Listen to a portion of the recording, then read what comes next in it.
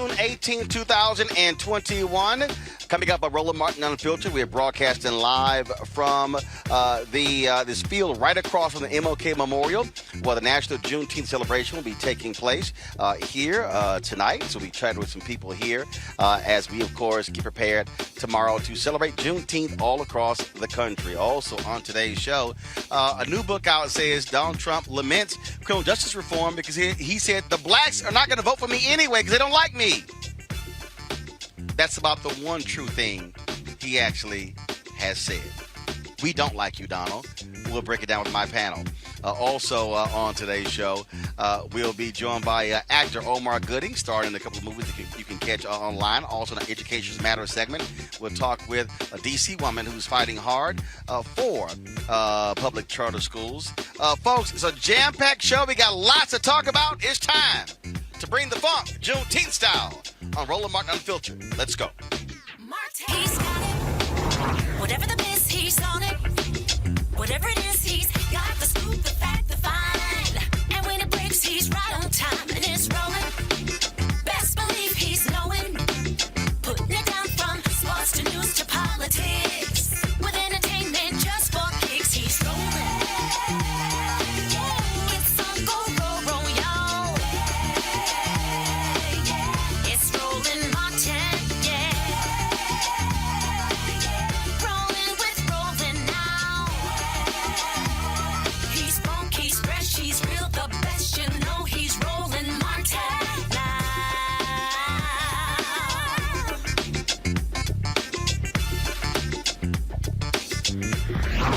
Martin!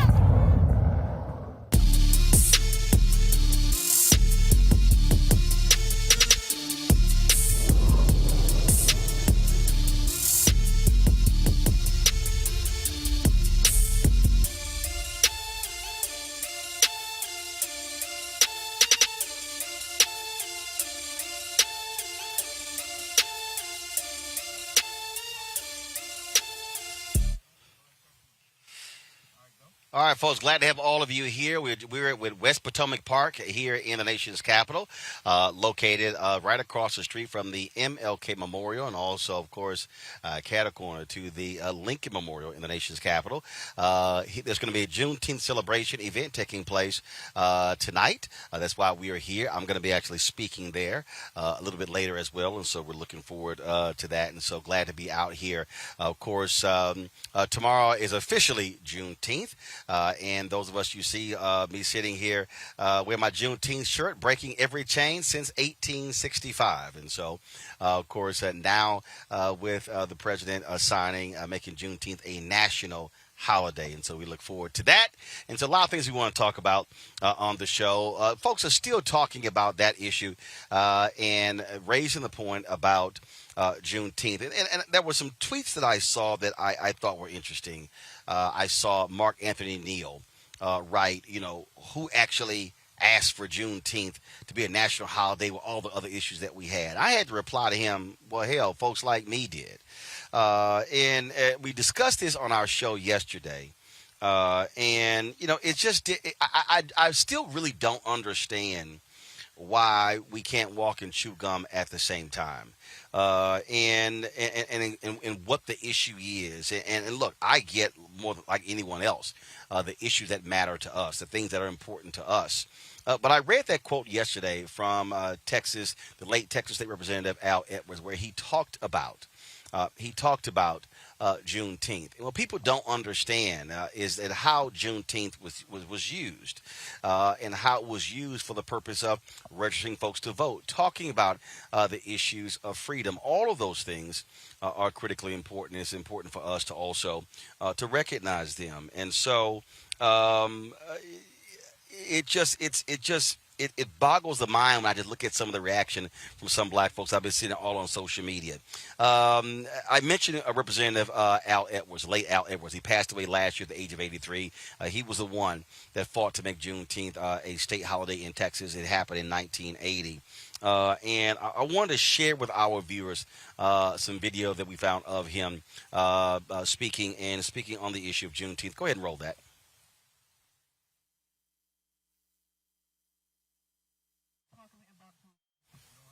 Well, I do want to show. So there's actual video of State Representative Al Edwards, and again, the thing that I want people to understand, and everybody understand, Juneteenth wasn't always treated in Texas like it was a big barbecue party. Let's go all line dance, have some barbecue, and have a good time. No, it actually is Freedom Day. Other places call it Emancipation Day. Other places talk about how we use that. And so, to me, that's really where we should be. How are we going to use Juneteenth to advance our issues, our causes? See, that's why I think it's silly when you see these people sitting here saying, "Oh, this really is no big deal." No, the question is, what do you actually do with it? That's the real question. How do we use it as a mobilizing opportunity? Do exactly what the people in Texas have done for years, for decades. Use it as a day to actually speak to and advocate for the freedom and the advancement of our people. My panelists, Terrain Walker, founder of Context Media, Kelly Bethel, communication strategist, Brittany Lee Lewis, political analyst. Brittany, on that point, again, I'm somebody, native Texan. I know what this holiday has meant to us in Texas. I know how it has spread. And so when I look at all of these folks making all these ridiculous, dumbass comments on social media, who asked for this? Maybe those folks need to ask folks from Texas, how did y'all actually use Juneteenth? What did y'all actually do with it? And that's the thing that is just crazy to me, that as people who are making these, they don't even understand how it was used to advance black politics, advance black business, advance black culture in Texas. Absolutely, Roland. It's really unfortunate. You hit the nail on the head. We've had way too many ancestors and just current elders, many of whom you've had on this show over the years, fight to get this special day recognized. And I know you talked a little bit about Al Edwards, and of course, he's extremely important. But I also think of Miss Opal Lee. She's currently hailed as the grandmother of Juneteenth.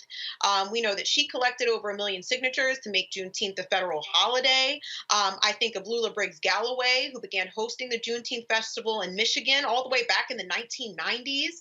And then, of course, I think of Reverend Dr. Ronald Myers Sr., who was the founder and chairman of the National Juneteenth Holiday Campaign, and president of the National Juneteenth Observance Foundation. And he helped really lay the groundwork for the federal holiday. And he was instrumental in passing Juneteenth legislation in 45 states and D.C. So, because of the work of our people, I'm extremely excited that this day has finally arrived. And you hit the nail on the head. We could chew bubblegum and walk at the same time. We know we need material changes to go along with this. And we can use this holiday, now that it is recognized as a federal holiday, to make and continue to demand that those changes take place. Kelly, again, as somebody, we celebrated this every day growing up. I'm 52 years old. And even before it became a state holiday, it was a day that black Texans acknowledged. But we used it differently. We used it as an opportunity to have panels, to have discussions, we didn't do Juneteenth like white folks did July 4th, where it's fireworks and apple pie and parties and we are good. No, it was an actual day of Freedom Day for black people. And maybe what we need to do is have folks understand that we need to be using it as a freedom day, as an organizing day, as a mobilizing day, as a voter registration day, as an education day, as an empowerment day. We should be sitting here talking about how do we actually advance black economics. We talked about going to Tulsa and Black Wall Street. Okay, how are we talking about how do we do that versus sitting here bitching and moaning about it? I understand your point in that in Texas, Juneteenth was used as basically a day of service, but Juneteenth in Texas means more to Texans because it occurred in Texas. So I understand people's concern and apprehension about this becoming a holiday. I have no problem with it. I'm actually quite excited about it, and I will be doing my best to use this as a day of service. But with all of that said, it still feels like symbolism always comes before or in lieu of what we actually ask. Again, I'm not disagreeing with you regarding what Juneteenth should be used for, but people right now are likening Juneteenth to MLK Day in that you don't really see a whole lot of service on MLK Day on a national scale. You see sales, you see parties, you see a lot of symbolism. And considering the fact that we have on the table a Voting Rights Act, on the table a Police Reform Act, and all of that has basically been ignored for the sake of Biden signing the Juneteenth proclamation that it will be a federal holiday, I can understand people's hurt and almost dismissiveness of the work that people put into making this a federal holiday, because what they see is the symbolism and not what the symbolism can be used for. But here's the question I have then. For those people who are doing the complaining, what work have they done to actually get those things? See, that's the difference here. See, I love folks who want to comment on something, but to what Brittany laid out, there have been people who've actually put in the work regarding the particular holiday. The issue with the holiday is not the holiday, is what you do with the holiday. Exactly. For the people who say we aren't doing enough for MLK Day, I then say, well, what are you actually doing? See, I'm not sitting here worried about what white folks are going to do. I'm not wondering what they're going to do on Juneteenth Day. My deal is, how are we as black people, how are we going to use it? How are we going to use that day off? How are we going to empower? That's the piece right there. And I am first of all, I am even more fervent when it comes to the issue of voting, when it comes to the federal government changing what happens when it comes to black folks getting contracts. And so it's a difference to me if folks were only focused on the holiday. Our deal is not to go, oh, this ain't nothing about symbolism. No, the question is, what's the pressure being brought to bear on politicians in Congress? And let me be real clear here. We're talking about the George Floyd Justice Act, Congress. We're talking about the issue of H.R. 1, John Lewis Act, Congress. There are fundamental issues in state capitals, in county governments, in city halls, at school boards. And so when I see the people complaining about this, I'm still saying, what are they doing, Brittany, to mobilize and organize to deal with all of those issues in their neighborhood, in their city, in their county, in their state? Yeah, absolutely, Roland. I think we got to find a balance here. And I say, we can't contribute to the erasure of our own historical figures, right? And I think that's what's getting lost here, is not recognizing not only all of our ancestors and our elders who have worked to make Juneteenth a holiday, and people have put in labor, decade after decade to really get this recognized. And then to also recognize that we can use this, we can't always depend on Congress. And I love the point that you made, what are we doing on a day-to-day basis, and how can we mobilize Juneteenth? Or like you said, in Texas, I know Texas has very special celebrations, but how can we now continue to mobilize this on a national level for our community to make those changes that we want to see? Because we know that Congress hasn't been dedicated to making the material changes that we need. And of course, I recognize, there is an irony in the fact that we are seeing Juneteenth become a federal holiday, and yet we are seeing this, banning of critical race theory and conversations of racism in our classrooms to even be able to begin to teach the history of Juneteenth and why this is so important. But that doesn't mean that we need to take away from this historic moment. And it certainly doesn't mean that we cannot, like you've said, utilize this day to make those necessary changes and to do everything that we can within our community to continue to fight, because we have been fighting, but to continue to fight to make those changes. So we need to be able to recognize and do both. And Kelly, for the people out there who have no clue how Congress operates, I might want to remind them, Congress passes symbolic bills every day. They vote on renaming post offices. They vote on resolutions. They vote on stuff like this every single day. To me, for every person who's whining about, oh, who asked for this, why this, I'm still asking people directly, How many U.S. senators have you called? Have you called your own U.S. senators? I don't care if they're Republican. There are 2 Republican senators in Texas. Senator John Cornyn was a sponsor in the Senate of the Juneteenth bill. Black folks in Texas should be calling Cornyn saying, okay, thanks for the Juneteenth bill. How you going to vote on H.R. 1? How you going to vote on the George Floyd Justice Act? See, that's the deal. I think it's a whole bunch of people who are real good at commenting on Instagram, Facebook, and Twitter, who ain't picked the damn phone up, who ain't sent no email, they ain't went to one damn rally, they have not signed up for nothing, but they want to complain about Juneteenth getting passed. That's what I'm saying. I'm saying I want to challenge them. What are you doing on these other issues if that's what you care about? Sure. I mean, again, there will always be a sect of people who don't do anything except complain about the issues at hand, right? But there are still people out there who are doing everything that you said, everything that you have suggested, and have been for years. I know a lot of these people. I could be considered one of them, who still have somewhat of an issue of simply their plight, their campaigns for racial equity, their campaigns for these initiatives that are on the floor of not just Congress, but their own state legislatures as well. Everything got pushed to the side for the sake of symbolism. And that is my point. It's not that people are going to complain. I'm not worried about the people who complain and do nothing. I'm worried about Kelly, the that's people actually who put wrong. Kelly, that's wrong.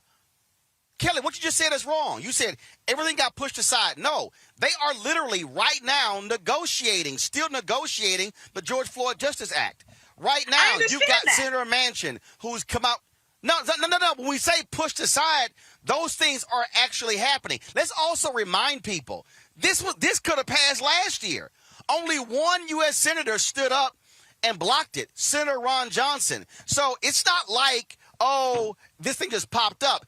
So if it passed last year, we're still in the exact same position. It's still a battle over the George Floyd Justice Act. It's still a battle over the voting right, over H.R. 1 as well as the John Lewis Act. And for all the people out there who keep saying, well, Biden, he been president more than 100 days, I got to remind them how long it took to get the Fair Housing Act. Guess what? Our history has shown it ain't like bills got passed easily.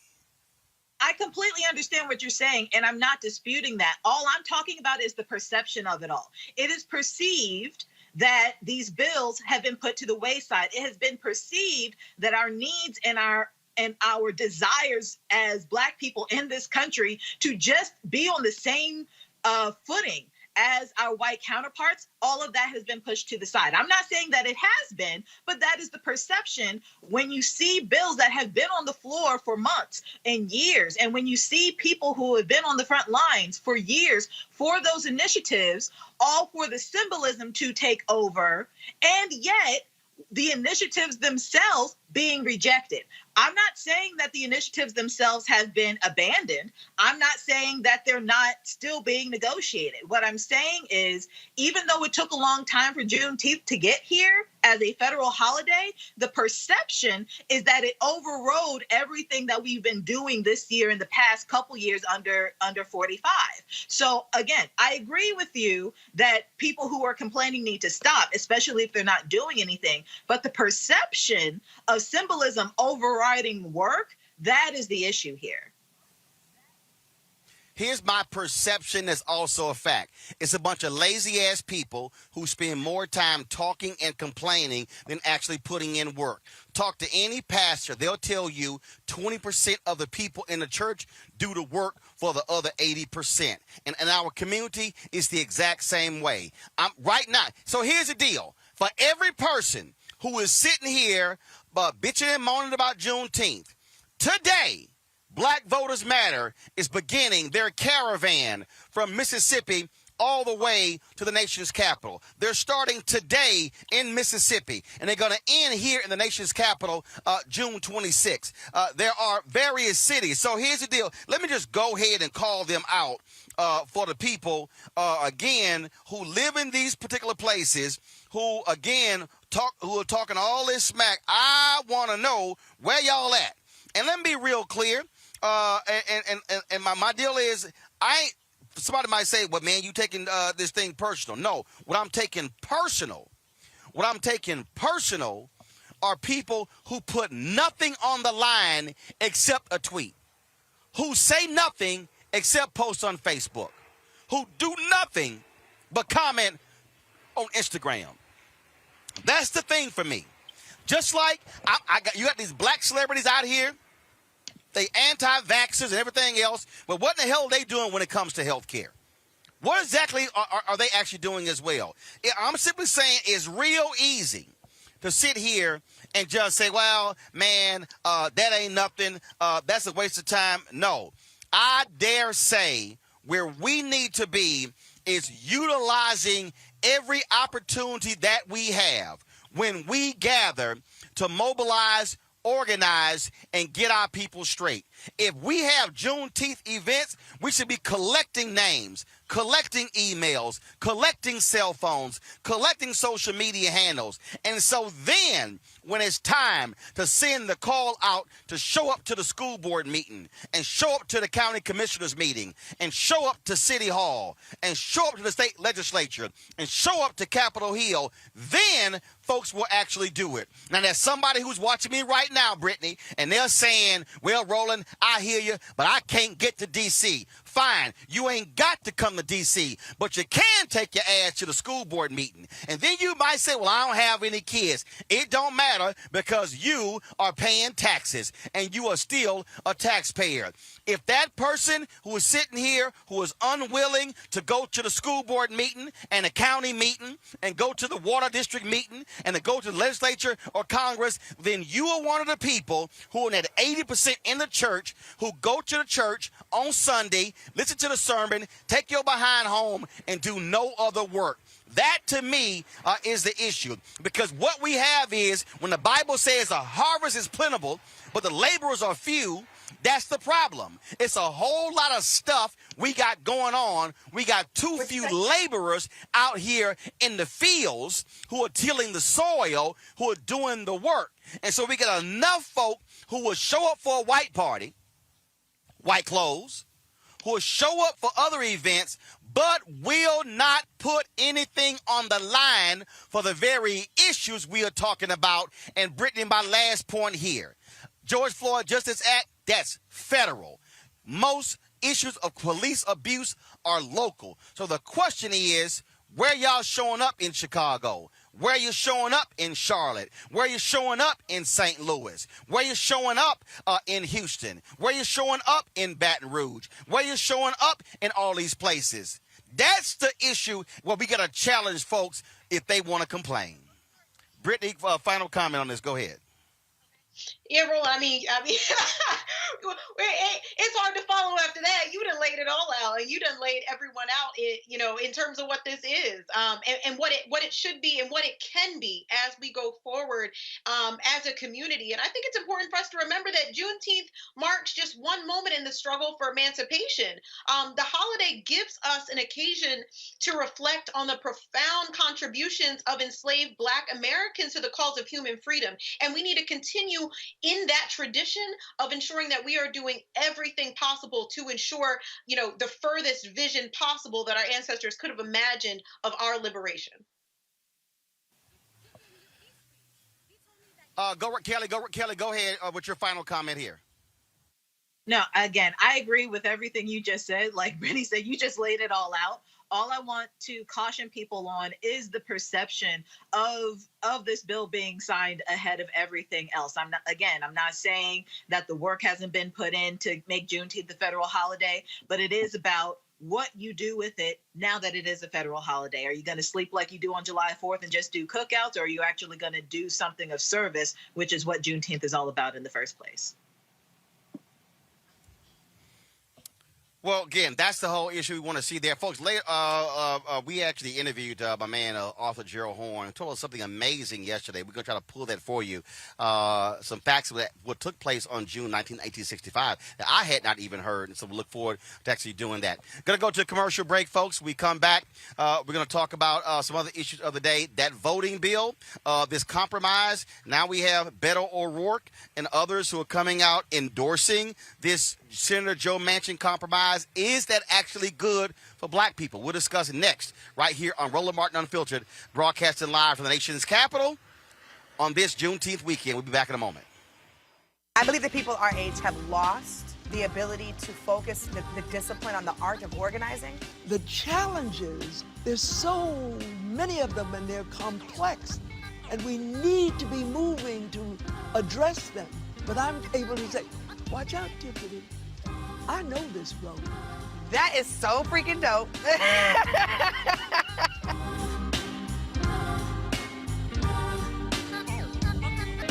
Racial injustice is a scourge on this nation, and the black community has felt it for generations.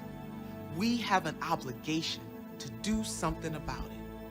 Whether it's canceling student debt, increasing the minimum wage, or investing in black-owned businesses, the black community deserves so much better. I'm Nina Turner, and I'm running for Congress to do something about it. 60 years ago, the Freedom Riders rode buses to fight against segregation. They won. And now, as voter suppression is sweeping the country, we're riding out again. Join the blackest bus in America and hundreds of organizations on a week-long freedom ride for voting rights from June 18th to June 26th. Come out to our rallies in New Orleans, Jackson, Birmingham, Nashville, Atlanta, Columbia, Raleigh, Charleston, Richmond, and Washington, D.C. If you can't join us at an event on the route, you can just meet us in D.C. on June 26th. Or if you can't ride at all, then show your solidarity by hosting a rally right in your own town on June 26th. No matter where you are, everybody can be a Freedom Rider. To learn how to get involved, text Freedom Ride to 797979. We got power, y'all, and we're bringing it to D.C.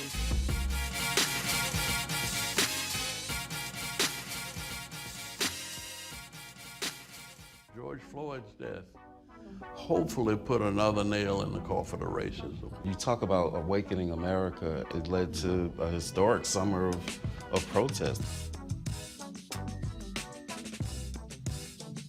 I hope our younger generation don't ever forget that nonviolence is soul force. Priceless.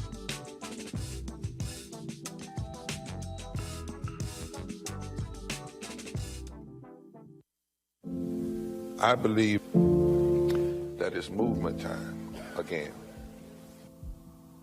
In America today, the economy is not working for working people. The poor and the needy are being abused. You are the victims of power, and this is the abuse of economic power. I'm 23 years old. I work 3 jobs. Work 7 days a week, no days off. They're paying people pennies on the dollar compared to what they profit, and it is time for this to end. Essential workers have been showing up to work, feeding us, caring for us, delivering goods to us throughout this entire pandemic, and they've been doing it on a measly $7.25 minimum wage. The highest check I ever got was nearly $291. I can't take it no more. You know, the fight for 15 is a lot more than about $15 an hour. This is about a fight for your dignity. We have got to recognize that working people deserve livable wages. And it's long past time for this nation to go to 15 so that moms and dads don't have to choose between asthma inhalers and rent. I'm halfway homeless. The main reason that people end up in their cars is because income does not match housing cost. If I could just only work one job, I could have more time with them. It is time for the owners of Walmart, McDonald's, Dollar General, and other large corporations to get off welfare and pay their workers a living wage. And if you really want to tackle racial equity, you have to raise the minimum wage. We're not just fighting for our families, we're fighting for yours too. We need this. I'm going to fight for it till we get it. I'm not going to give up. We just need all our America stand up as one nation and just fight together. Families are relying on these salaries, and they must be paid at a minimum $15 an hour. $15 a minimum anyone should be making to be able to stay out of poverty. I can't take it no more. I'm doing this for not only me, but for everybody. We need 15 right now.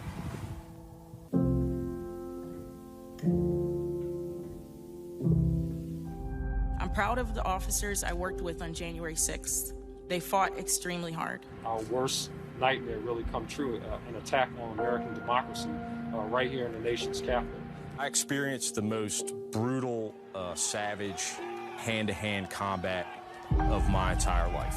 I received chemical burns to my face that still have not healed to this day. I just remember people still swinging metal poles at us, and they were pushing and shoving. They were spraying us with, bear mace and pepper spray. They were all shouting at us, calling us traitors. It's been very difficult seeing elected officials and other individuals whitewash the events of that day or downplay what happened. As an American and as an Army veteran, it's sad to see us attacked by our fellow citizens.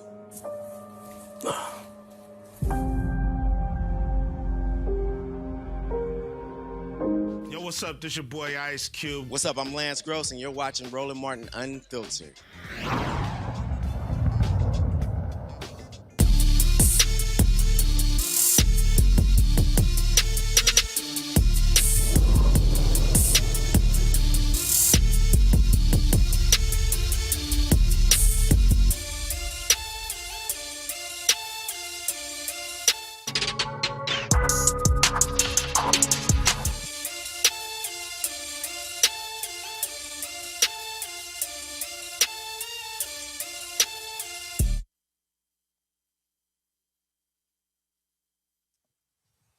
All right, folks, welcome back. Roland Martin Unfiltered, broadcasting live from West Potomac Park, where they're having the Juneteenth celebration here.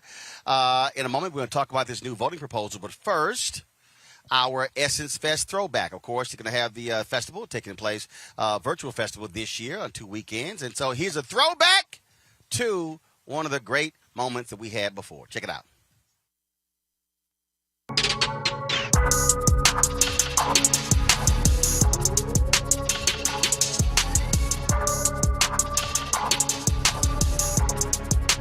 Omari, this is totally different from season one. It's crazy.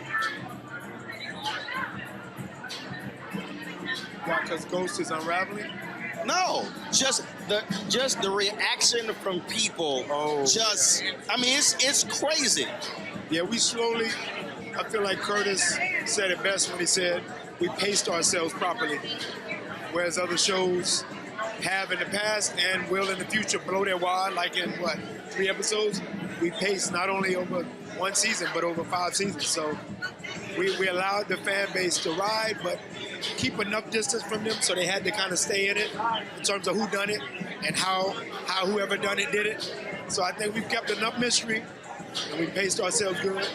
And of course, Ghost being the character that I play is as convoluted and as complex as that mother sucker has ever been. And I take it the church ladies at your mama church are happy you keeping your clothes on. I'm happy. Because a year ago, two years ago. We talked. 2 years ago. Oh, a year ago. Yes. You talking about episode 3, 2, and 1. I mean, season 3, 2, and 1. Yes. Season 4, I was good. I got to be in jail. Yes. The only thing that my clothes... But no clothes coming off in jail. No. Just the orange jumpsuit instead of the suit. But now I'm enjoying this moment where Timmy has to be that, and Joseph has to be that. It's nice. It's nice for people to pay attention to the acting. Yes. It's nice for people to pay attention to the acting. But bro, you're killing it. Thank you. You're killing it.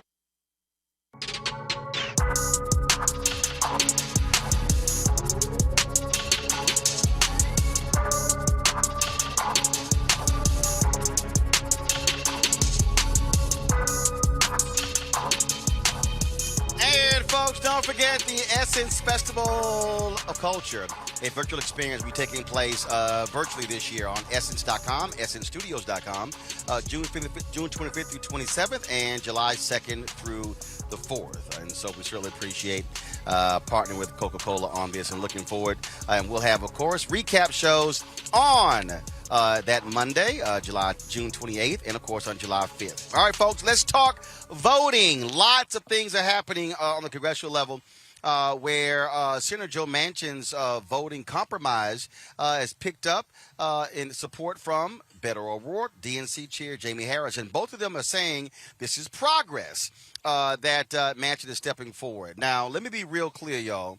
Why all of a sudden is Senator Joe Manchin now trying to craft a compromise? I'll tell you why. When he catching that heat from those protesters, Kelly, in West Virginia, Reverend Dr. William Barber and the Poor People's Campaign out there putting pressure on him. It's real easy to say, oh, I'm not going to support this. And remember, he was all about absolutely how he was adamant about not ending the filibuster, yet this leaked audio call came out when he was talking with some billionaire donors about, how he might lower the threshold from 60 to 55 and stuff along those lines. And it's like, so now all of a sudden, now you want to talk about some compromise, but there are others. Cliff Brown, of course, Cliff Albright, co-founder of Black Voters Matter, Latasha Brown, co-founder of Black Voters Matter. They say, sorry, this compromise still not good enough. And so that's the thing, Democrats simply cannot accept. They simply cannot accept weakening and kowtowing to Republicans who want a national voter ID, as well as who want to get rid of absentee voting. In terms of being able to versus having an excuse, they want to stop that. They see what's going on, Kelly. They saw what happened in Georgia. They want to try to limit voting as much as they can. Democrats cannot accept that, and I'm sorry, I'm not buying that half loaf, full loaf crap. If it's a bad bill with bad provisions, if it's still going to be bad for us, the answer has to be no. I mean, that makes sense, right? Because if it's not good, it's just not good. A Voting Rights Act bill needs to be comprehensive, and it needs to actually fix what is broken. Manchin's bill doesn't do that. But what I found even more interesting is how Manchin has been pushing for compromise, pushing for bipartisanship, like swearing up and down, if we can just, tweak this and do that and just meet them somewhere in the middle. And this bill, being completely objective, it actually did that. I'm not agreeing with what the bill did, but as far as meeting people in the middle and actually having some negotiating points in this bill, Manchin did a pretty good job in trying to do that, and Republicans still said no. So that just shows you how unwilling the Republicans are to compromise and to actually do their job such that it makes everybody's lives better. And Manchin not understanding this is completely frustrating. Regardless of whether he, comes to the table with a better bill or not, Republicans have already said they're not willing to negotiate. So if Democrats can just be as hard-headed as Republicans are on this issue, I think we might actually get somewhere in getting what we want. But compromising with the Republicans, as Manchin just proved, it's not going to cut it. It's not going to do that. And here's the thing here. I don't think for a second you're going to see Republicans support this. Not only that, Brittany, things are going to come to a head next Tuesday because Senator Chuck Schumer is going to force a vote on the For the People Act. Now, there aren't the 10 votes are not there. Kristen Sinema, I don't know what the hell she's doing, but this is where Senator Schumer is right. The For the People Act is polling nearly at 70%. Force every Republican to go on record.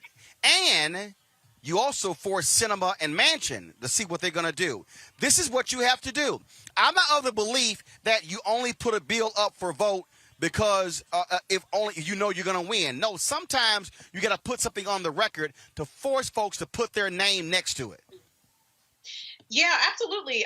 That forces, like you said, it forces them to go on record and it forces them to take a very public stance so their constituents can see if they're actually voting in favor of what they want.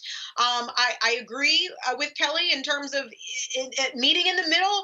I don't agree But, automatic voter registration, making Election Day a holiday, mandating at least 15 days of early voting for federal elections. I mean, he did put some things on the table there. And I thought it was even more interesting that Stacey Abrams, and we know her to be the high profile voting rights activist, came out in favor of the measure. So I'm glad that it's hitting the floor. I'm glad that they have to take a vote. We know it's not going to pass. I mean, Senate Minority Leader Mitch McConnell said I got to correct you. Yep. Hold up, Brittany. I got to correct you because what happened was when she gave the interview on CNN, they put out Stacey Abrams supports the compromise. She then came out and clarified that because Sherilyn Ifill tweeted this. I presume that Stacey Abrams meant that Manchin's proposals were a first step.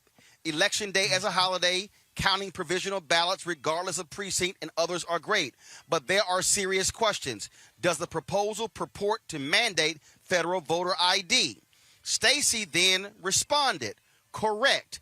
I applaud a necessary step towards action and agree with many of the principles of registration, access, plus counting votes. But as we know, getting this done will require more debate and engagement. Hashtag hot call summer continues until voters get the democracy we deserve. Hashtag FTPA. So we got to be real careful when mainstream media goes, oh, see, this is why black media matters. That makes more sense now, Roland, because I'm like, really, Stacey? All the work that you do and you're fully behind this? That makes a lot of sense. But I think, going to Kelly's point earlier, I think that it's really important here that this opens up Manchin's eyes, because at the end of the day, Mitch McConnell is not looking to compromise. He's already said that the Senate Republicans would vote against his compromise, pretty much no matter what, largely in the name of quote unquote states' rights and the fact that he didn't like federal overreach, which we know is a joke. So I really hope Manchin jumps on the correct wave with the rest of the Democrats and what Stacey Abrams has essentially argued, that this really still isn't enough. And that's the thing, Kelly. We just got to be mindful how mainstream media tries to spin this stuff. So-and-so supports. No, some people say this is progress. Support means, I'm down with the proposal. No, they're saying I need to see more in it. So we just got to be real careful when people say somebody supports it. Yeah, that's my point regarding Manchin's bill itself. It had good pieces of it in there.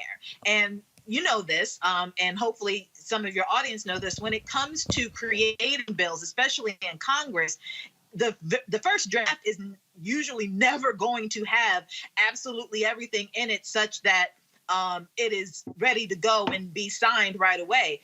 You negotiate, you put some pieces in there that could be used, could not be used, something that other congressmen can think about so that they can tweak it.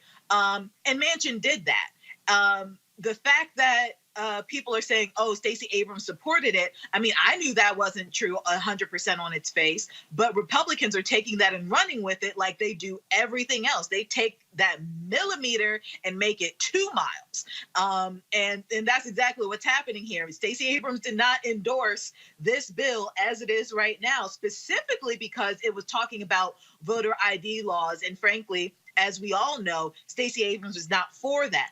But when it comes to making it a federal holiday and the other proposals that Manchin put out there, there's some wiggle room there. But again, Republicans are not here for wiggle room. They're not here for compromise. They're not here to negotiate. They're here to destroy and complicate and roadblock anything that Democrats put at the table, because they want power, and they know that the only way they can preserve power is to make sure that no one else is able to exercise it. They're not even trying to do anything with the power. They're just trying to preserve it within their own party, because they know that once Democrats get their hands on it, it's over for them.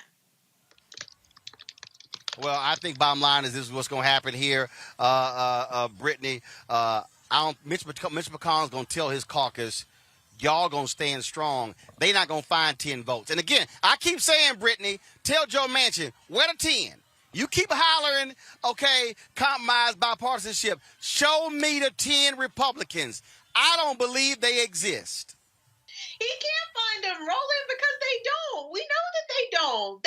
He's literally literally, he's quoted as basically saying that the Senate Republicans would vote against Manchin's compromise. Period. It ain't happening. We know that. The Republicans are planning to block any and everything that the Democrats put forward because they already know we can't get any additional power, and they're trying to get power and keep power by any means necessary. They've been playing hardball. So I hope the Democrats start playing hardball back, and I hope Manchin gets over this whole bipartisan stuff because it ain't happening. It's not happening. So we just want folks just to understand, don't fall for the okie doke. Y'all, we know what's going on here. But again, this is where pressure still matters.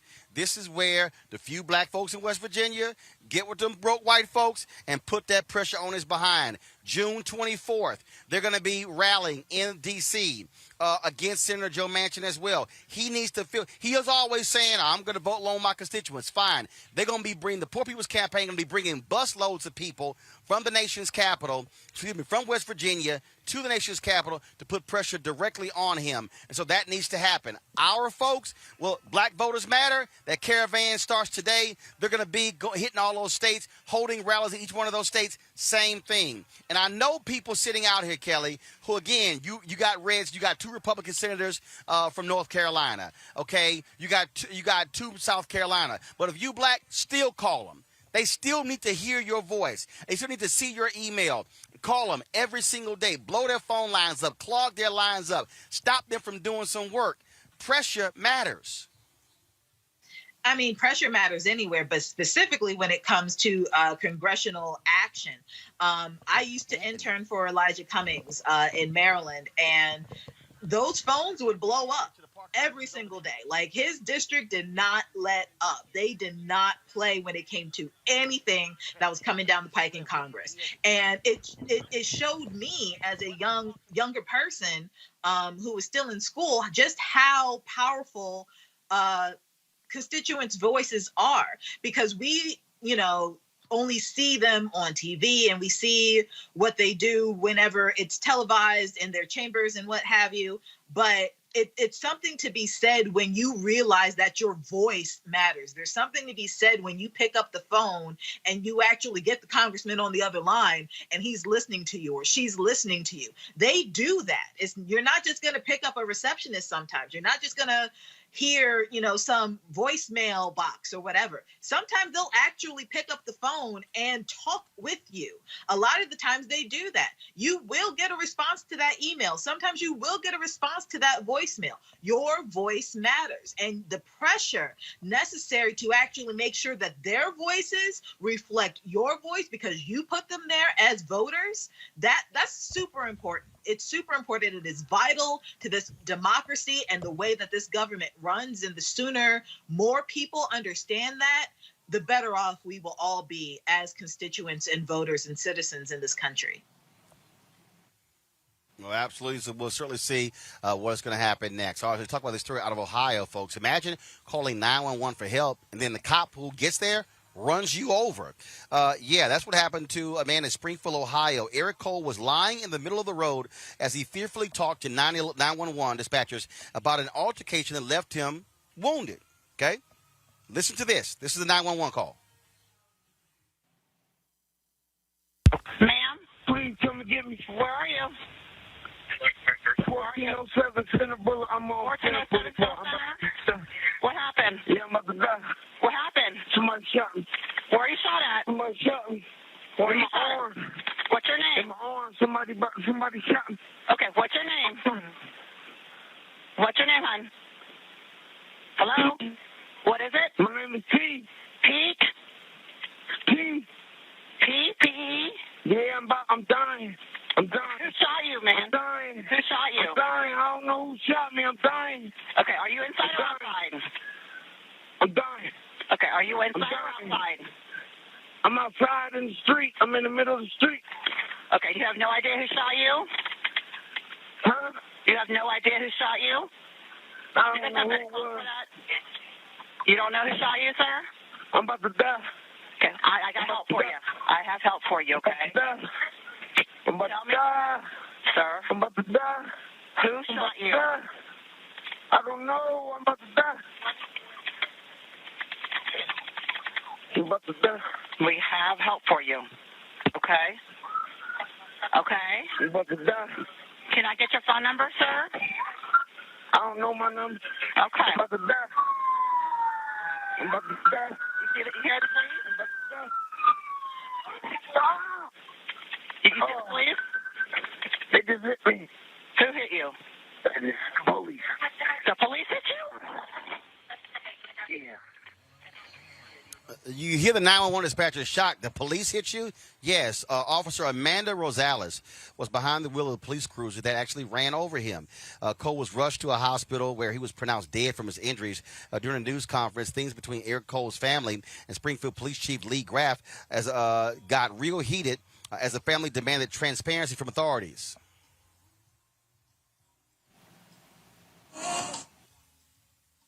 And with no remorse, and nothing was said when I ran down to the scene. Your officer told me, and it was not a female officer. It was a man officer. Your son just been shot. Never once was I told that an officer ran over my son. Why? So 2 days later. Why did we hide it? It was a 2 day late time. Why did we hide I it? should have been warned to that the same night. Why are we hiding stuff? But the hospital told me that my son was ran over. That's not the being gunshot transparent. wound was not his death. It was because being ran over. And your officer died. We're being transparent with everything here. Why was that hidden? She claims she didn't see him. She seen him down. in center impaired. She slowed down twice. She slowed down She twice. stopped at Little Joe's. He had on a Then white she shirt. stopped again in front of that tree, and she kept going. There's no way that she did not see him. And I seen the video from center impaired from when she ran him over.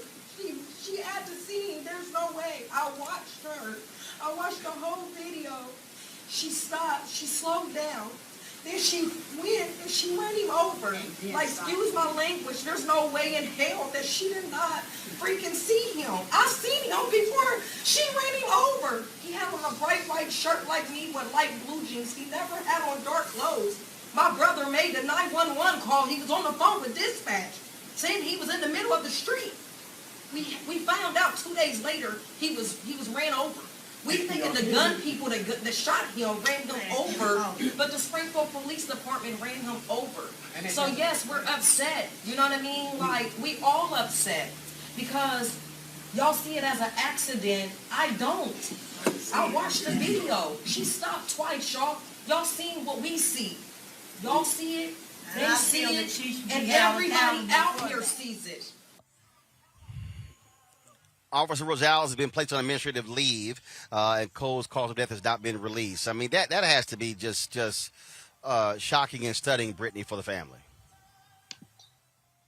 I honestly, Roland, I can't even imagine. I mean, again, it just goes to show you who they are, who they are actually, quote unquote, protecting and serving. And what also is very clear is that cops lie to protect each other.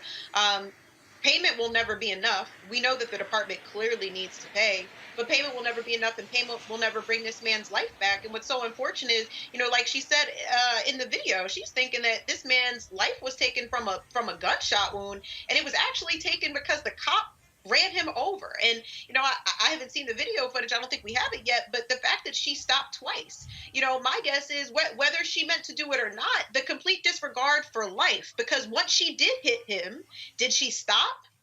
Did she do anything to save him? I mean, this is, it's the same old. It makes me sick to my stomach, Roland. It's beyond sad, Kelly. And, we don't know if he died from being run over.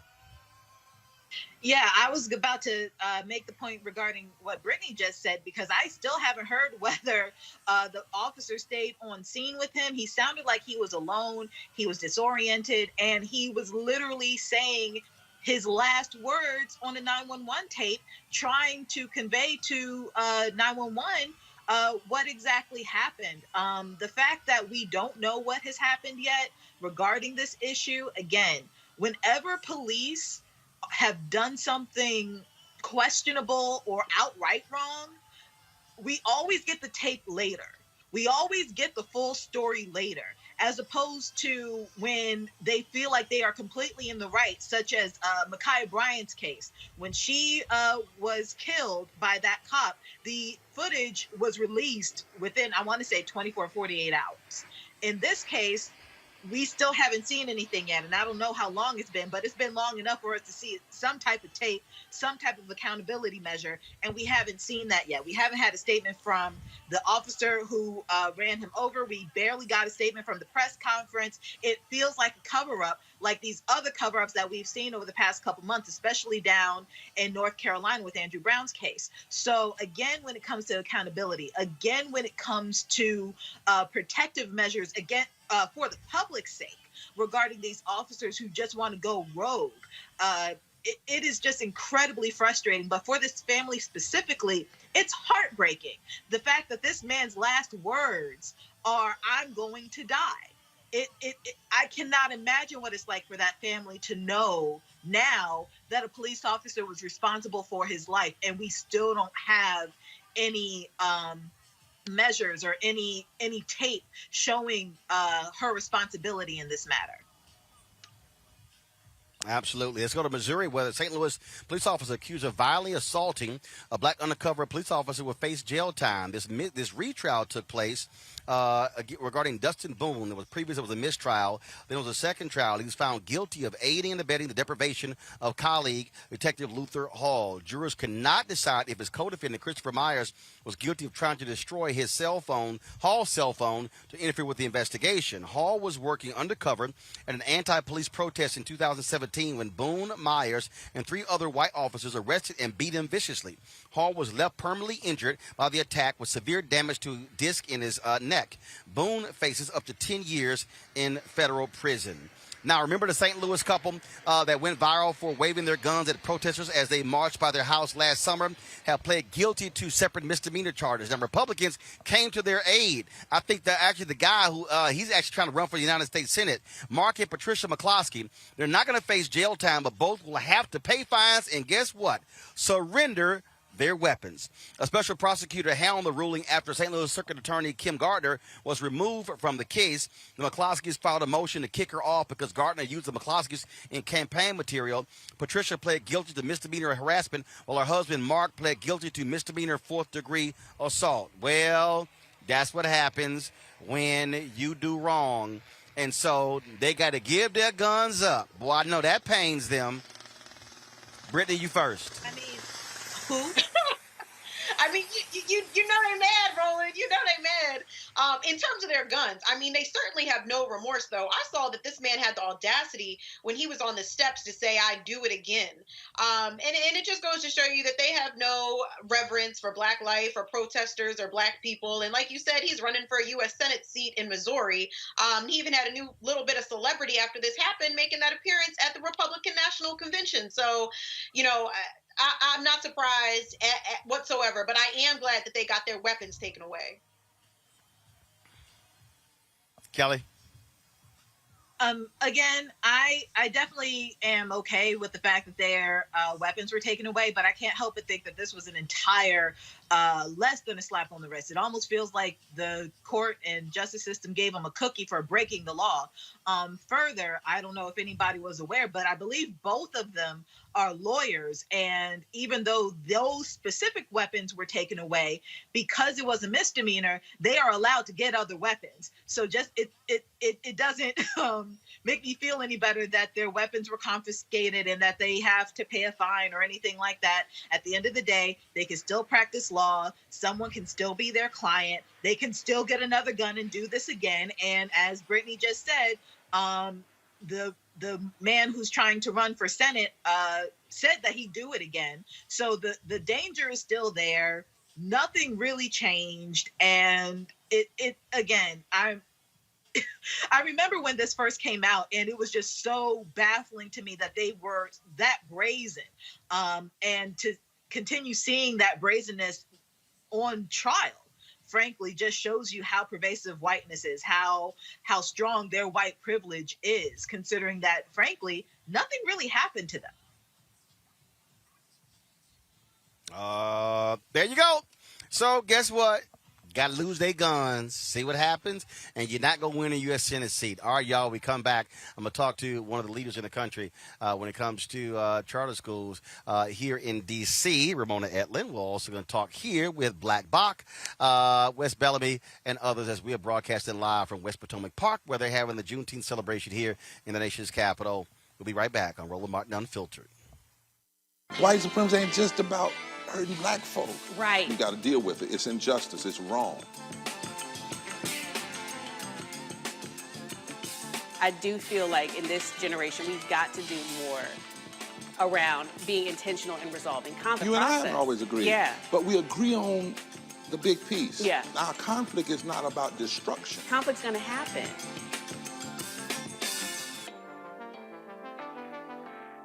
Carl Payne pretended to be Roland Martin. Holla! Hi, I'm Chaley Rose, and you're watching Roland Martin Unfiltered.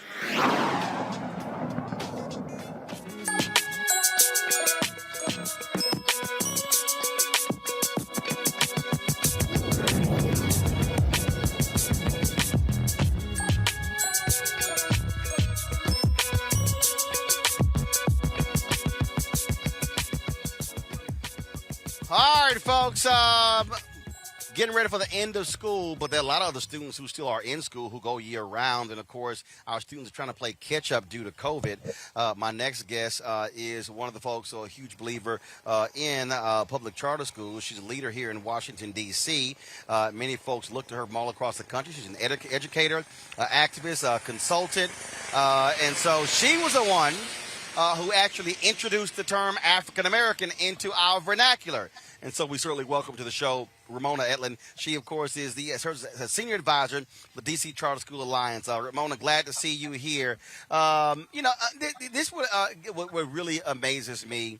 I was having this conversation with somebody yesterday, and we were having this discussion regarding charter schools. And I said, look, I don't care what the school is. If our kids are getting educated, let's roll with it. Roland, you have said that many, many times over the years, and I agree with you. The main thing should remain the main thing, and that is how are the students performing? And charter schools are doing remarkably better, stunningly successful with children of color from impoverished backgrounds here in the district and in other urban areas around the country. So as far as we are concerned, they have to be promoted. They have to be supported and defended because they are doing a better job with the young people the whole nation is so concerned about, and we are most concerned about. And for me, that's those schools that are doing the job. And when I say to people, if there's a charter school that's sucking at the job, they got to go. Oh, absolutely, and that's the difference. They do close. If every school that did not perform well for the children that we are concerned about had to close, then we'd have a different level of accountability for many of our traditional public schools as well as charter schools. Absolutely, the bargain is higher performance for greater flexibility and freedom. But the accountability is absolutely there, and they will close. What was it that caused you to say, you know what? I got to jump out on front on this thing here. Howard Fuller has talked about sort of his moment. George Parker's talked about his. What was that moment for you where you said, I can't keep supporting the same thing? Well, I didn't have a conversion moment quite like George's, certainly. I never headed up the union. But similar to Howard, I've been looking for 50 years now for what works for these young people who have been left out, left behind, denigrated, stigmatized, and not educated well too often in our public systems. And this is a model of governance at the site-based level with accountability that is working. And so once I saw the results, I was convinced, and I have been doing everything in my power to support those people who are leading and operating these successful schools since I realized these data make all the difference. They're doing better by our kids.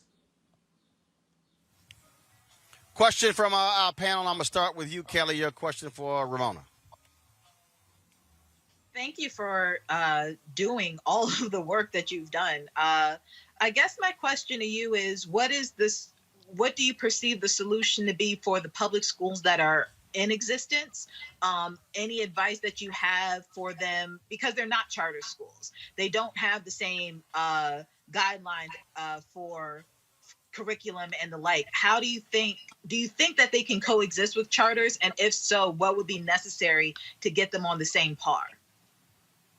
They absolutely can coexist, and I believe that the sharing of best practices, the tearing down of these artificial walls, from the children's point of view, if you keep the main thing, which is the students, you can have a household where one student goes to a charter school and another one goes to a traditional public school, and that from that point of view of that family, they don't care. They just knew that one fit this child's talents and this child's interests better than the other.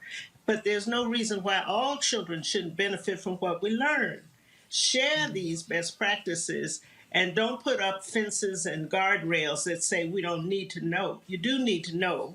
And one of the models is look at how each school within the building can have more of a culture and more autonomy over its own affairs, as opposed to a one-size-fits-all central administration where it may work very well in an affluent community. Those kids might be doing beautifully. They would have been doing beautifully anyway, whether they even ever came to school or not. But it's not working in a lower income community of color where there are no relationships with families and no real connection to the culture and history of the children. So let's give more autonomy to the local schools and learn from best practices and share them. We don't want only the kids who go to charter schools to do well. We want everybody to do well. And if there's something that we've learned, then we should be sharing it. And if we're willing to share it, they should be willing to learn from it. Brittany, your question for Ramona. Yeah, first and foremost, I want to say thank you for all of the work that you've done and your commitment to students and education. But I do have a question, because I do understand that the origins of charter schools, were to address that issue that a one-size-fits-all model does not work. But I worked in an impoverished charter school in Wilmington, Delaware. It was 99% low income, 99% people of color, but it was essentially functioning as a business. It was made up of a board of corporate executives and with folks who had absolutely no background in education, up to and including the principal as well as the second and third in command.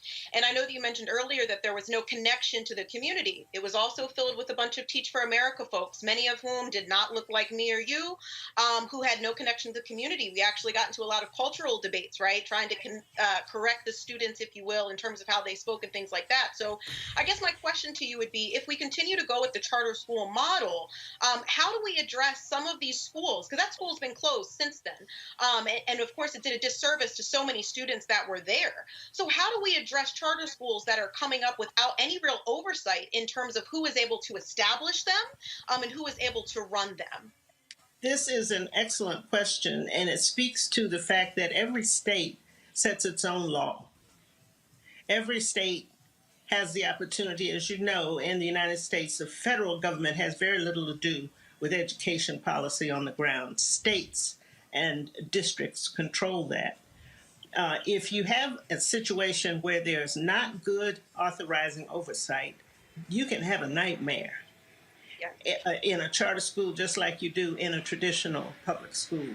So it must be well governed. It must be that the law sets up a good policy environment for the kind of accountability that we've been discussing, that the families and the teachers have direct input into how the school is run, that the community supports what's going on there, and that kind of policy environment creates a space where folks can learn. But if it's not governed well, if the law does not set up appropriate boundaries, it can be, and it sometimes is, not successful because of that. So yes, you are correct. The policy environment has a great deal to do with the success of a charter school and any school. Thank you. All right, then. Ramona, we certainly appreciate it. If somebody out there wants to start their own charter school, what resources would you recommend they go check out to get more information? The National Alliance for Public Charter Schools can help folks all over the country to understand what the different laws in the different states are and what the procedures for applications and so forth are with the authorizers. They are the national resource for people to look at from all over the country. Here in D.C., our authorizer is the D.C. Public Charter School Board, and you would go to them. And actually at the National Public Charter School Alliance, I'm going to actually be moderating one of their panels. Their conference is virtual next week. We'll be moderating that panel on Monday at 1 p.m., so looking forward to it. Ramona, we certainly appreciate it. Thanks a lot. Thank you. All right, then, folks. And, of course, we have our Education Matters segment every Friday, sponsored by School Choice is the Black Choice. All right, folks, got to go to a quick break. When we come back, we're going to talk here with Black Bach from the Juneteenth celebration here at West Potomac Park in Washington, D.C. on this Juneteenth weekend. You're watching Roland Martin Unfiltered, where we keep it real, keep it black, and keep it honest. Back in a moment. Before Till's murder, we saw struggle for civil rights as something grown-ups did. I feel that the generations before us have offered a lot of instruction.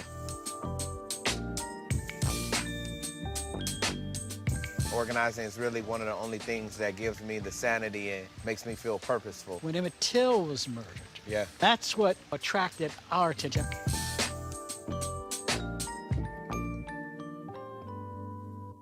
Hello, everyone. I'm Godfrey, and you're watching Roland Martin Unfiltered. And while he's doing Unfiltered, I'm practicing the wobble.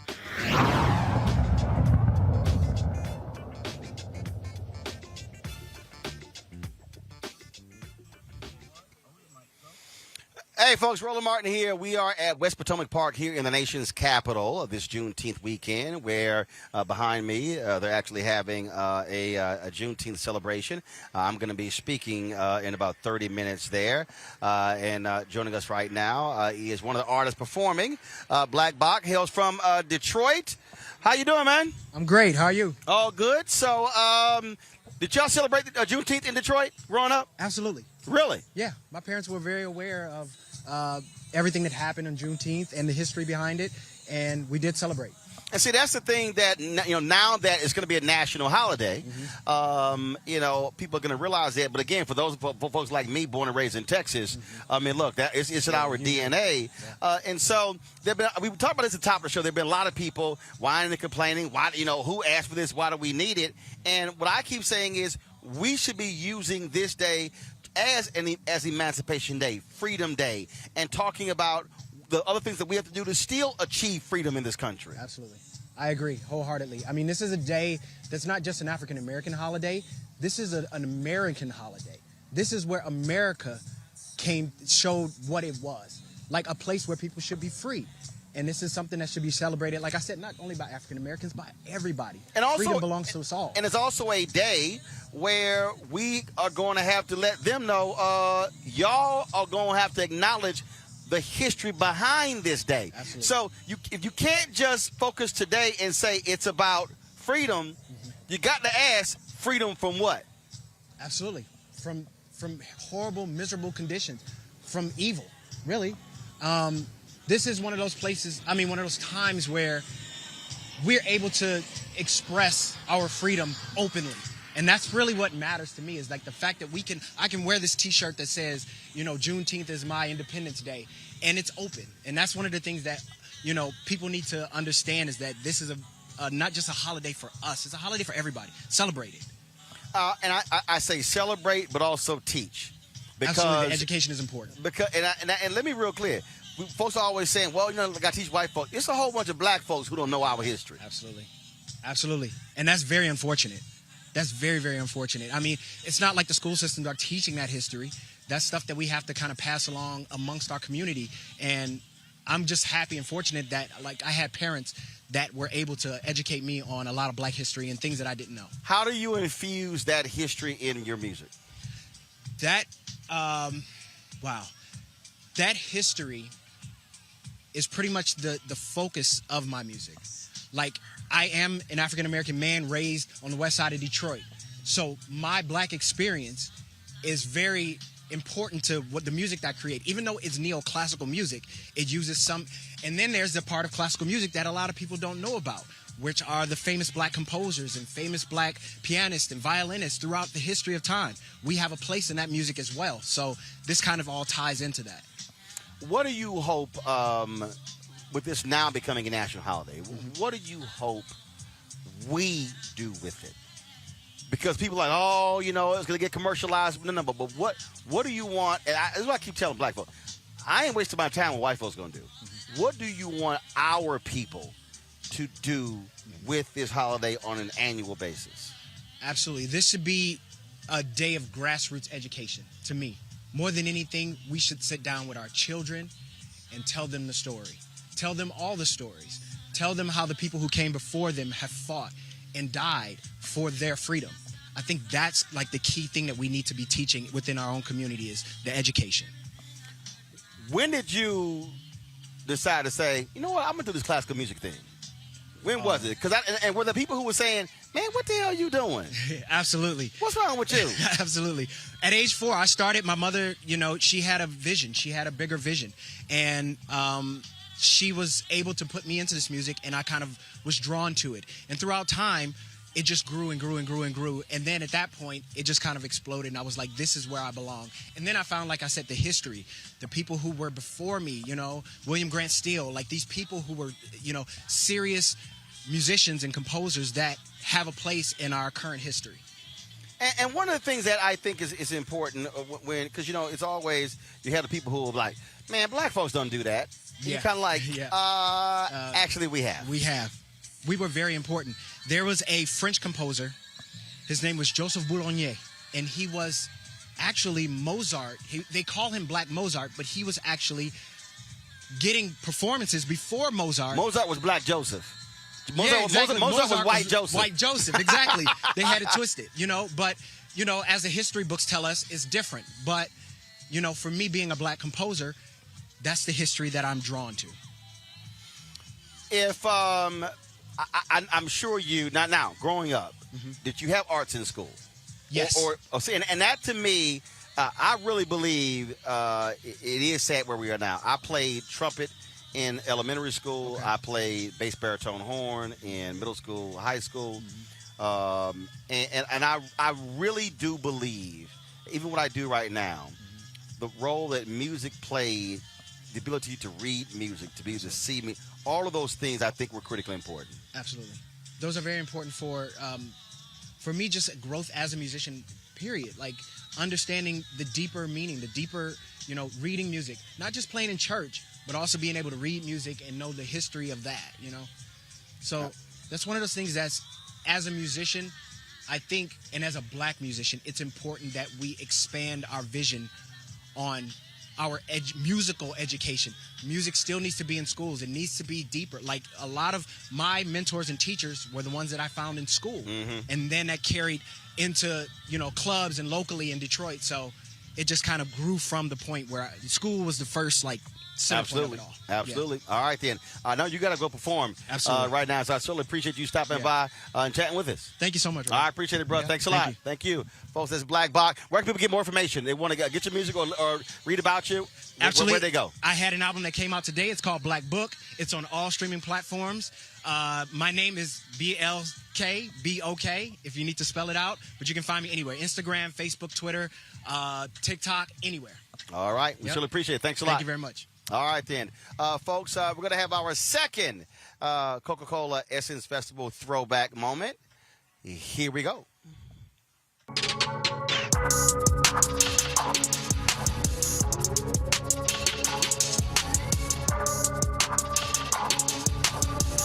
Well, Luke, talk about this new project. Hey, man, we've been working hard on it, man. It's a project about, you know, the kids of Liberty City. You know, my program, 30 years going strong, but, you know, it goes in deep in depth into the kids, and see the struggles that they have to live through.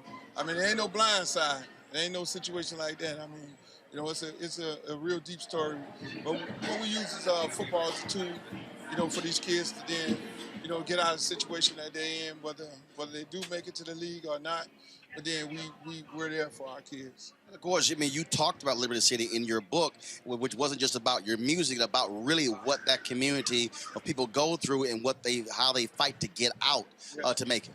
Yes, I mean, and that's what the story is about. I mean, when you look at the piece, I mean, it's a 6-series docu-series. When you look at some of the kids, and it's real touching. I'm gonna tell people, right now, get your crying rag prepared because you're gonna need it. When you sit there and listen to some of those stories, you're gonna know exactly. I don't care where you're from, but you've heard those stories before. So to be able to see that on TV, like I said, there ain't no blind side. It's a situation where, we all, whether you're in Boise, Idaho, to Miami, to Compton, you've heard those stories and you've seen those stories before.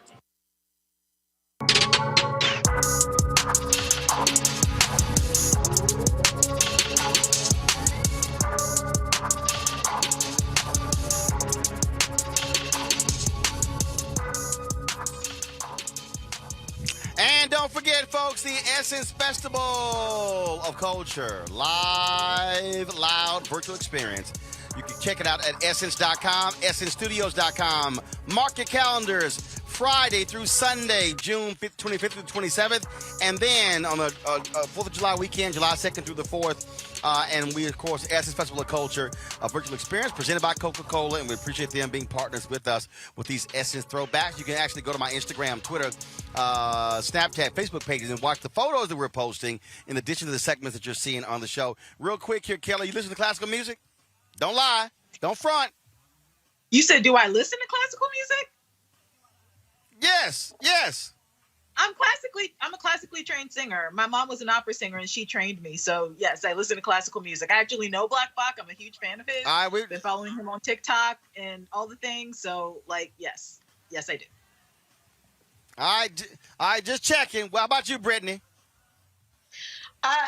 Only to the extent of my ballet training. So I listen to classical music because I was raised doing ballet. So that would be the extent of it. Look at you. See, so basically what you're saying is you don't. That's what you're saying. A little bit. That's nice try. Nice try. Yeah. When my ballet training, they would play it but really I ain't done no ballet in about 15 years. So no, I don't really. Yeah. That's really what you were just doing. So I don't want to hear all that. All right, y'all. Let's talk about my next guest out here. Former city council member in Charlottesville, Virginia, out here for the Juneteenth event. Folks, welcome Wes Belbin to the show. We've been on the show before. Wes, how you doing? I'm good, my brother. How you doing? Doing great, man. The Confederates in Charlottesville, they ain't gonna like Juneteenth. Oh man, they ain't gonna like it, but who cares what they got to do and what they don't like and what they do like. We're gonna do what we got to do. Well, and it's driving them crazy because they love Jefferson Davis Day and they Robert Lee. They're not like, damn it, y'all just gave a federal holiday to the folk who they wanted to keep enslaved. And we took away Jefferson Davis Day in Virginia. Shout out to Governor Northam. But, before we go into that, I don't know if the people can see it, but I want to give you some kudos. Roland got some African Air Max. Yo, these kicks are fire. Oh, well, I've been admiring. This is from the gas. Okay, so here's the deal, y'all. My man is dripping. Remember, when I went to Ghana. Let me back up. So, y'all, first of all, y'all see we got the unfiltered director's chairs. He dripping. Dripping. So when I went to Ghana, y'all, I had these pants made. So I took the extra fabric I had, and they put it down the lines, and they hit me with the cuffs. Yeah. And then we had Nagas Footwear, black-owned athletic shoe company. Okay. They make all different shoes. They're out of Atlanta. Okay. We had them on the show, and so of course, when I was in Georgia, these are the shoes I wore. Yeah. They're comfortable. They gave me 3 pairs of shoes, and they supposed to be. Y'all ain't got back to me. We're supposed to be working on a special edition Roland Martin unfiltered shoe. Okay. So I'm gonna hit them when the show's over. Let them know. I want to make sure everybody saw everybody those out joints here, is they all tough. dressed up. So I said, no, I'm going to dress like we do at Juneteenth in Texas. I said, we ain't going to sit here, you know, and we be all bougie with it. So this is how we going to dress. So I said, I'm going to come out here wearing this. So. Much love and respect, man. I love appreciate and respect. it. I appreciate it. You're all right for an alpha, man. You're all right for an alpha. Come on now. You know, what little youth group you in? You know, it's only one fraternity, Kappa Alpha Psi. We had to come behind y'all to clean it up. No, y'all dressed like Delta, so I didn't want to hear all that. So I didn't want to hear that. Talk about for you again, Juneteenth. What I asked Black Bach this. What do you want us to do with this day? Well, I think for us, it's most important that we understand that it's okay for us to celebrate as a holiday. That's all good and well, but the work is at the city halls. The work is working with your local commissions and boards. The work is with your county commissions. The work is with your state legislators. And for us to be able to celebrate and enjoy our freedom, let's be free enough to go do work. And that's the thing right there, man. And look, as somebody who served on the city council, there's always the attention on Congress and stuff along those lines. And I keep telling folks, if you don't pay attention to City Hall, the school board, the county commissioner, that's where that stuff is really happening. Exactly. That's literally where the change in your community is made. And I see all these individuals on social media saying X, Y, and Z about they're not impressed about this day or that day. And my question often to them is, okay, if you're not impressed with that, are you coming to the meetings? Are you helping us on the front lines? You gave a shout out to Black Voters Matter earlier. I want to give another kudos to them. They'll be in 6 different cities. I'll be joining them in Richmond as well as D.C. So, you know, we need everybody to come out. Let's show some support. Call your senators. Call your congresspersons. Let's get HR 1 passed. Let's get the For the People Act passed. Let's get the John Lewis Voting Rights Bill passed. But locally, there's statewide issues revolving around qualified immunity that we all could be supporting on the state level and on the local level. Check out what your police practices are with your police chiefs, what your city councilors are doing, what are their budgets looking like. Everybody says defund the police, but do you know what your budget allocations actually look like? That's where the work is, and that's all. You can find that stuff on Google. And that's the thing, man, where, and again, as somebody, my parents, regular, ordinary people, but they were community activists in our neighborhood, co-founders of our civic club. So I grew up, I testified before the city council when I was in middle school and high school. Well, you know, Roland, I traveled to the state capitol for rallies where my mom was one of the 3 citywide co-chairs for the TMO, the Metropolitan Organization. So that was my life growing up. And so I saw the impact when regular people who nobody knows made differences for their neighborhoods. Oh, man. You know, there's nothing that terrifies, and I say this as a former vice mayor and a city council person, there was nothing that terrified my colleagues more on the council than a bunch of black folks showing up to the city council meeting. That's right. There was nothing that scared them more than that. And we have to be able to show up and show out. And don't show up 2-3 weeks in a row. They were asking me all the time, well, Wes, what's going on? What do we need to do? They always knew that I was mad because we would have a vote or something and have a discussion. And I'll say, don't worry about it. I'll bring my folks next meeting. And when we show up, the vote always went my way. Always. So that's what we have to do. But I'll just say this part, Roland.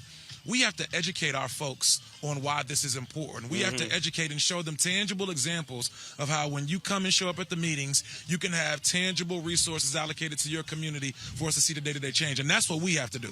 And that's the piece right there. So when the people are out here complaining, we need this, we need that, I keep saying, you got to show up. You got to let them know. And again, people think I'm lying about this sort of stuff. I saw my parents do it. My mom and dad never went to college. My dad worked for Amtrak. My mom worked in insurance claims. They got with the people in the community. That's how we got refurbished streets, sewer system, lights, turn the old fire station to the senior citizen center, the park refurbished, put on the bond election. I saw this growing up. So when I'm talking about this stuff on the show, folk got to act like, well, man, you ain't never been in politics. No. But I saw it. I literally saw with my own eyes how the neighborhood where I grew up in, I saw street lights because of the bond project, sewer system because of the bond project, parks. I saw crack houses torn down. We did lots cut down. I literally saw it. That only happened because the people showed up. Right. See, the power isn't with the politicians. The power is with the people. And when the people show up, that power is shifted for us to be able to do what we have to do. So you're absolutely right in that regard, but that's also one of the reasons why, again, organizations like Black Voters Matter, this new organization that we have, Our Black Party, they're so important for us to be able to educate and politically educate our folks on how you do this. Because, you know, Roland, the truth of the matter is we can tell folks show up at the meeting, but many of them are honestly terrified to come to the places. Yep. A lot of us are still scared to speak in front of white folk. A lot of us still have inferiority complexes. So we have to empower our folks to, just like we would be loud to complain about when brunch isn't good or how we going to show up and turn up on Sunday Fun Day, we got to be able to show up to these meetings and use our voices for our power. And that's what actually happens. Wes Bellamy, man, we appreciate it. Thanks a lot. Man, I appreciate all you do for the culture, my brother. I appreciate it. Thank you very much. Folks, Wes Bellamy there. Tell people, you said the group Our Party, tell them where they can get more information. Sure, so be sure to look us up on our social media platforms at Our Black Party, Twitter, Instagram, Facebook, as well as hit me up on Instagram at Dr. Wes Bellamy. Got it. I appreciate it, bro. Thanks a lot. All right. Folks, it's all about activism. That's what matters the most important, and it's not a matter of what you do. So you can be a former city councilman. You can be here in media. You can also be an actor. My next guest is Omar Gooding. You've seen him in any number of films, and those films, one of the films that you can actually check him out right now on the platform is AM Radio. You can check that movie out. But also there's another movie that I'm in that he's also in is called A Day of Trouble. A friend of mine, Shakola Thompson, actually one of the producers, and so she hit me up. She said, hey, I need you to get Omar and talk about this movie. It's on all the platforms, folks, Prime Video, Apple TV, Google Play. Omar, glad to have you, Roland Martin Unfiltered. How's it going, my brother? Man, what you not doing? I turn on, I see you in A Day of Trouble, AM Radio, this show. I mean, your deal is I'm going to work every platform, try to get all the checks. Yeah, I ain't turning down nothing but my collar, man. I got to do it, man. I got two boys now. You understand me? I got a 4-year-old and a 1-year-old.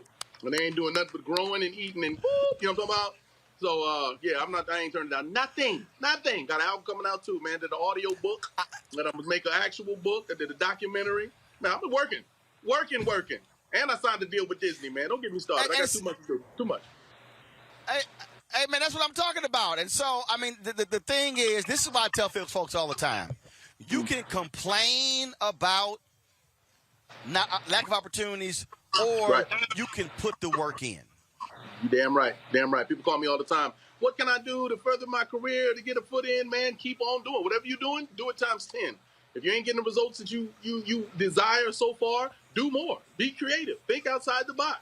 Use your the platforms that are available to you, man. All you need is a cell phone these days. And on that point, and my people have heard me talk about this here, and we had Bill Duke on the other day, and I watch High Flying Bird every 3 months on Netflix, and I've discussed this on my show before. Steven Soderbergh, this great director, made that whole movie with 2 iPhone 7s. Shut up. Shot the whole movie. I did not know that. Dude, seriously, if you he's now shot. Yeah. Dude, Soderbergh has now shot 4 or 5 movies solely with the iPhone.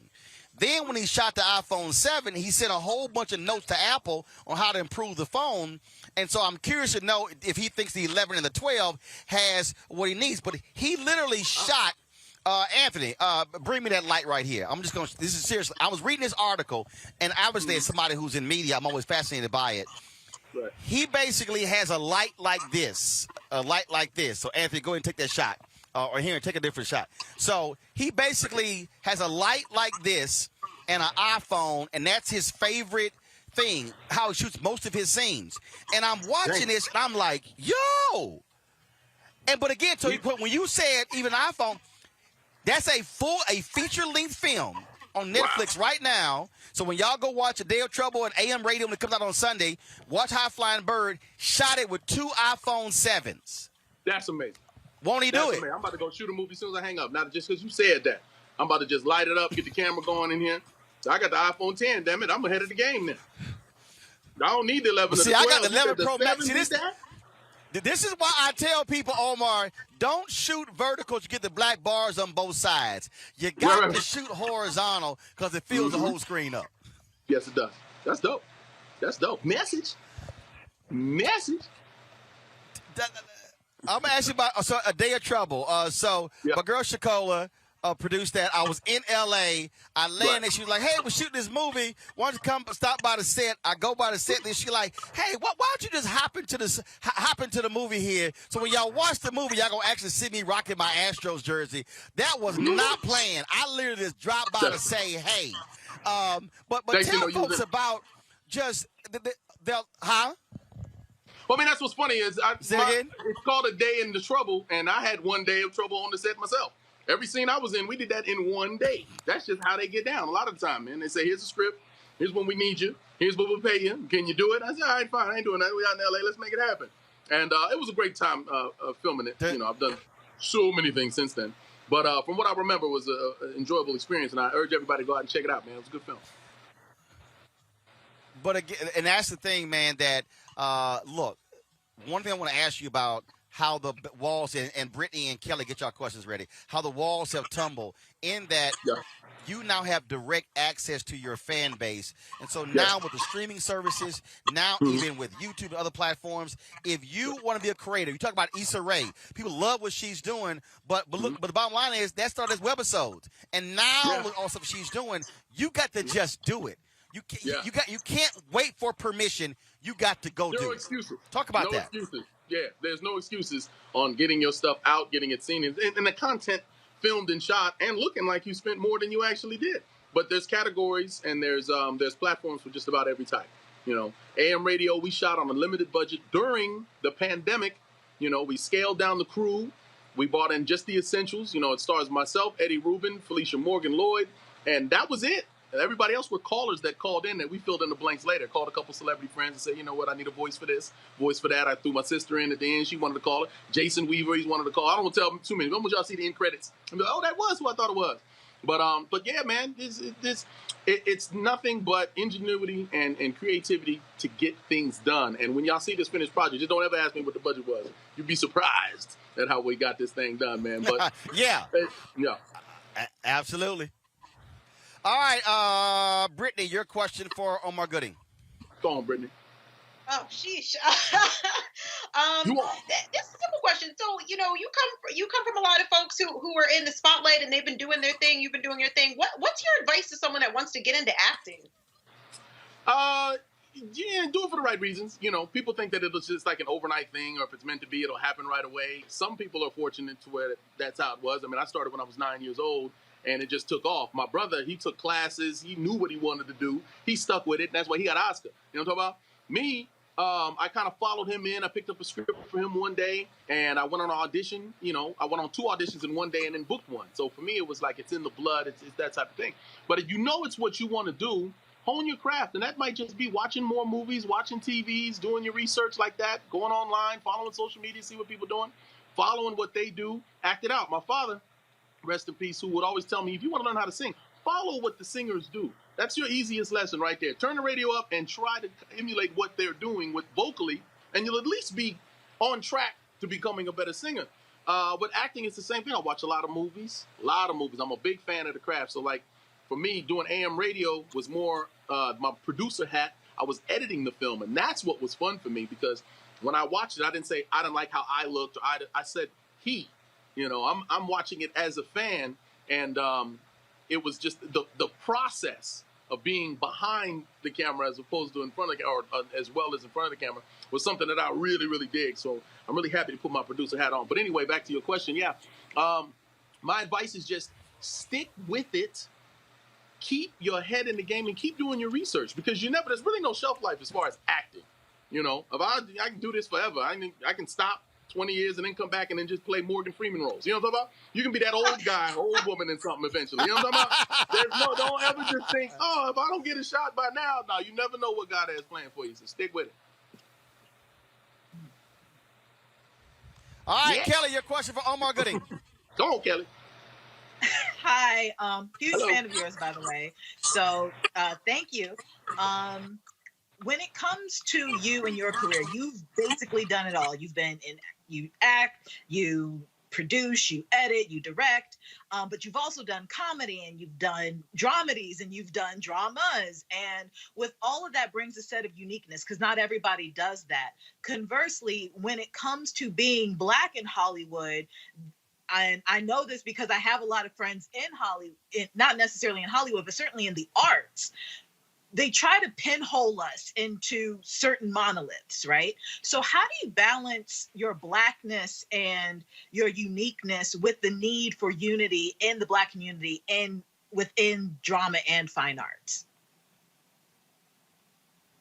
So I choose my roles carefully as to not let down my fans and to do every role justice. The balance comes with, it's kind of just in me, like people say, what do you do more, drama or comedy? And I say, well, shit, what would you rather do? Laugh all day or cry all day, But there's a release that comes with, like with AM radio, I pushed myself and it wasn't too hard because of everything that we were going through. Because of the pandemic, because of the George Floyd, because of all of that uncertainty that we were dealing with. And the movie deals with mental health and, that feeling. A lot of people that I talked to about this as I was getting ready for the role and just in general, just friends, we had conversations. Everyone had their version of hell that they were going through, no matter what their financial situation was or whatever it was. But they always felt like it was just them. Why is this happening to me? You know what I mean? So I also do music too. You left that off the list. And I have a song that I created called You Are Not Alone, which kind of speaks to people who are thinking that they're by themselves. That's kind of the draw with... What happened? Did I miss?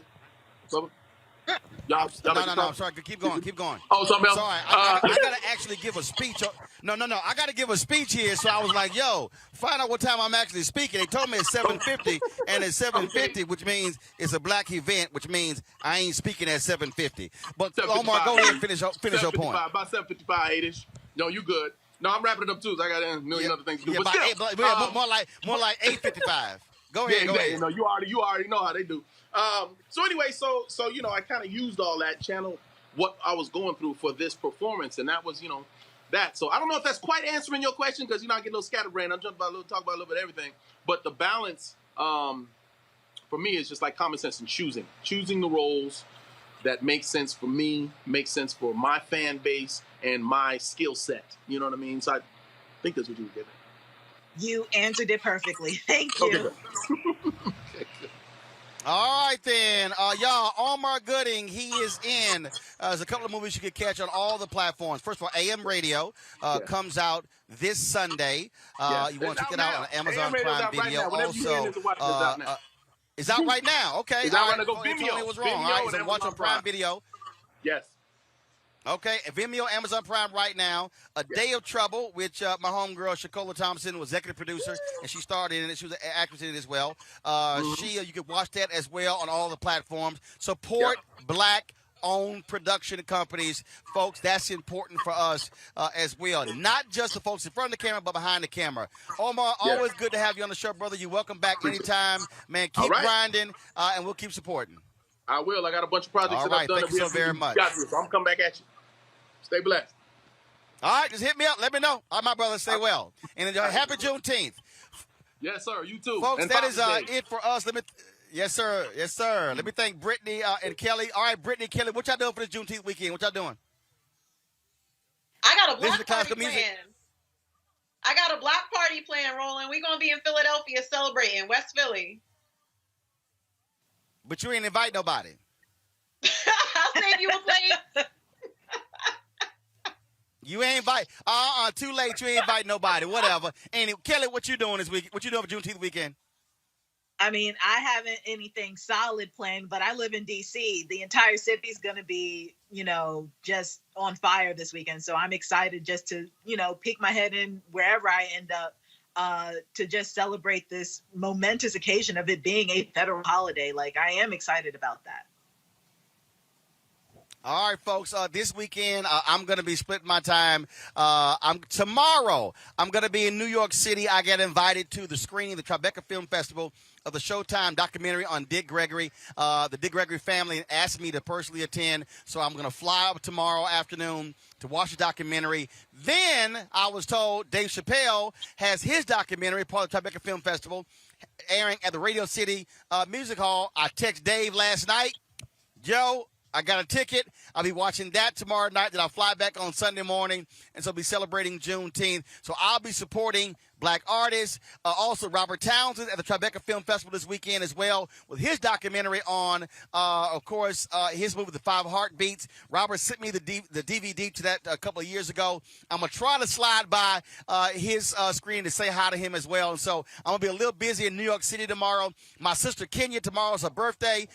She, of course, was born 1975 on Juneteenth. And so, of course, celebrating her birthday. And so lots of things happening. I want y'all to enjoy your Juneteenth weekend.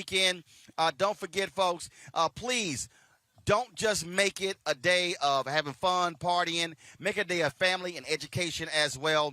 And so we want y'all to also support what we do. You're on YouTube. Hit that like button right now. Hit the like button right now. You can also, folks, support us by joining our Bring the Funk fan club. Every dollar goes to support this show. Allows us to be broadcast live on location. Cash App, $RM Unfiltered. Venmo.com/RM Unfiltered. PayPal.me/R Martin Unfiltered. Then, of course, you have Zelle, Roland at Roland S. Don't forget the S. Roland at RolandSMartin.com. Roland at RolandMartinUnfiltered.com. So y'all be sure to check that out. And again, I'm going to give them a free spot. They're going to send me a check.